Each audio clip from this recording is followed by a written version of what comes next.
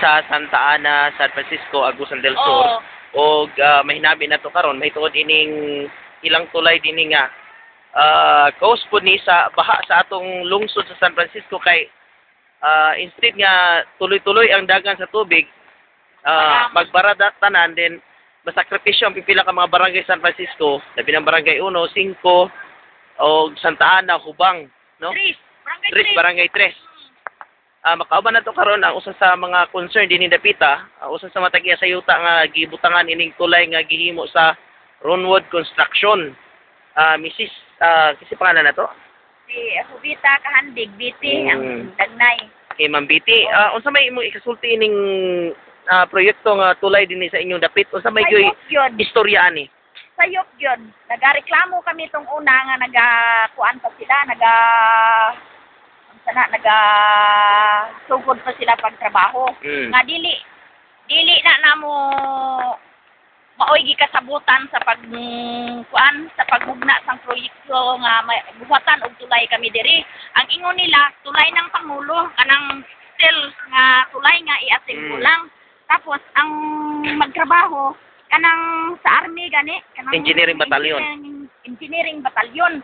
Karon naunsa man nga mantiniran mi ani nga murag trabaho lang sa way buot nga engineer nga gihimuan og box culvert murag gamay lang ato nga pagtuon nila nga suba nga adiri nga pila na gud ka kanang mga creek dito ang giyabo sa kaninga suba diri. Bali outlet sa tanan mga creek dito sa lungsod. Sa barangay 5 sa Minabang sa kanang diha pag yun sa duha nga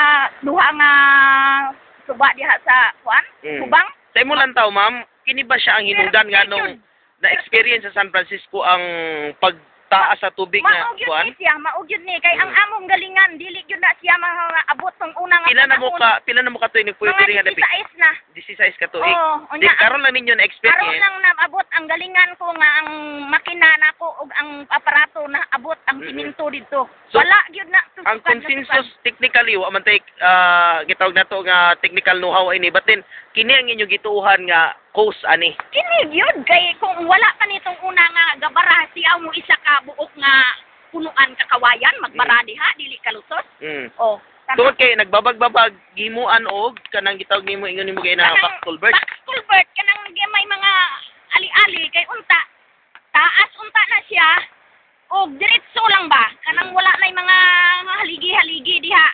Dili man ang irigasyon, dili man nga gamay lang ang suba kay dako man gid ni.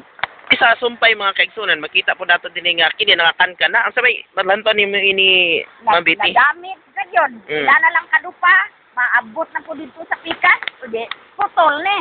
Nangakan.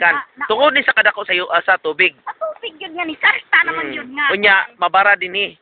Bara ang mga kahoy dito sa ibabaw sa tulay mabara mga punuan sa kawayan maskin tanaw na to. Tan-awon gid na dito na So atong tan-awon karon mga kaigsoon bana nato si Ma'am Biti dinhi sa likod nga bahin sa kining tulay. So kini siya nga mga kini nga daloy sa tubig gikan ni sa San Francisco. Kana. Sa pipila ka mga sapa, no? So padulan nato padulan. Punuan ka kaning isa ka punuan nga kawayan ang nagbabag diha. Saon paglusot ana. So kini mo ni. Gibira naman na sir sa kuan, gibira naman na sa katong mga sa truck. Paputol-putol na gibira. Di man gyud na malangkat. Kini. Gikasuhan na sa munisipyo ba to sa province basta kay gikuan na nila diha. Nya wala gyud malangkat. Padung ta dito. So kini siya mao na ni siya ang resulta. Mao na. Sa kining wapo kaayo pagkahimo.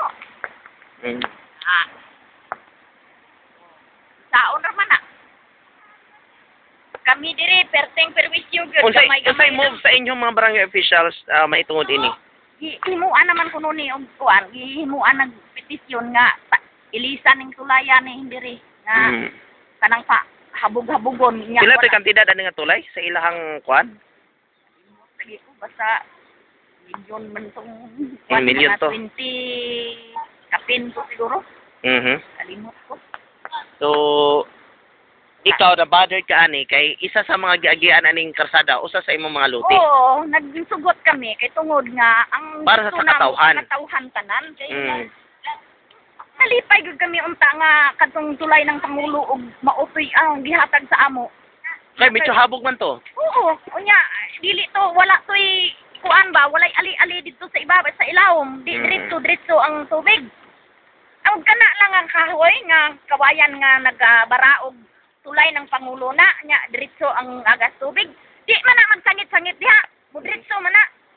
Okay. So unsay panawagan nimo karon sa ato ang mga opisyal?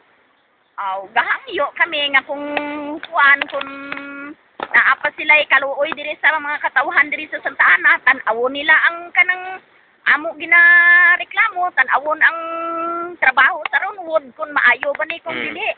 Ay sa amo diri nga pagtuo, dili gyud maayo. Tanan gyud kami nga mga katawhan. Isa labi pa ako nahiubos gyud pud ko kay tungod nga ang gikuan namo ang among yuta aron lang nga maserbisyuhan ang mga tawo diri sa Santa Ana. Unsa pagka-serbisyo nga di man gani may makatabok gamay lang nga, nga kuan Nga aga sa pagulan. tubig. Matunga na ang siding gani sa tulay dili namin magtabok kay pila nakasikad diha ang nahulog sa tulay maayo gani kay ang mga tao na rescue-ra.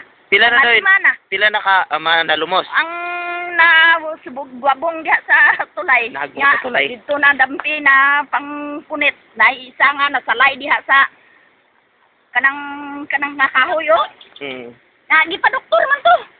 Oo ba? Oo, gikuha diri sa kuan sa ano ni kaning Ambulansya. Oo. Kay na badli man gid siya laluya naman gani. Ya, oh. Okay, so dinhi mga kaigsoran makita nato ni nga Oo, kani. danay mga boulders no diri sa tulay na anay.